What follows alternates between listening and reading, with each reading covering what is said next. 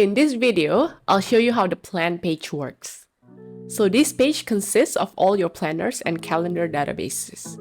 And as you can see on the top right hand corner, we've got the notifications center. And since we're on the plan page, I've set it to only show events that are relevant to this page. So if you move to the left, we've got the planners. You can plan your life in 4 different ways, whether it is daily, weekly, monthly, or even yearly. And again, I've included some example in each one, so you can just follow what I did if you'd like. Let's start with the daily planner. Before we start, please note that these planners are not built as an agenda or calendar. These planners are created for you to plan your life ahead of time. You can see that I've entered day 1 and day 2. We suggest naming your entries as day 1, day 2, and enter the corresponding date. It will be easier to filter and sort them once you have a lot of entries. Now, let's click on day 1. You can see that you can plan your days in great detail. You can schedule your events, write your goals, habits, and so on. And if you scroll down a bit, you can see the calendar database. Now, this is a copy of the original master calendar database. I've included it here so you can see your actual agenda or calendar as you plan out this particular day. Now, let's check out the weekly planner. The weekly planner is actually structured the same way as the daily planner. But if you click on one of the entries here, you can see that you're planning your days in a weekly view. That means this section will only show as the days of the week instead of the hours of the day. And again, you can also plan and enter the rest of the information just like the daily planner. Now let's move on to the monthly planner.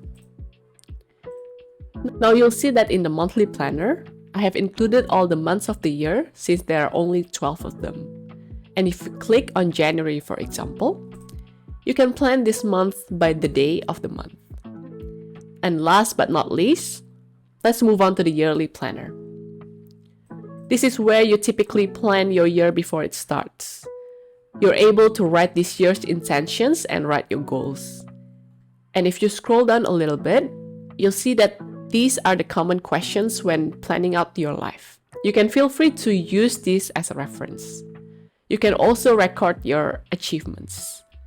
This way, you can look back and see what goals you've accomplished. Now, the next section is something called a sync block, which basically means that it's connected to the section up above. So if you scroll up, you'll see the same exact section here. So whatever goals you write here, it'll be reflected down there. So you don't have to type your goals twice. It's easy, right?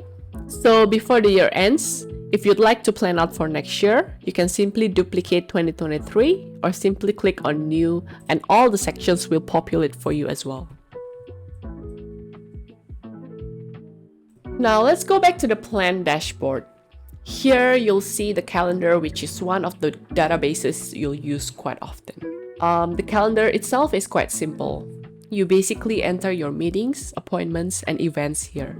You can categorize each entry as home, work, or personal, and also set a priority level. Now, I've set up 2 basic tabs so you can view the calendar by week or by month.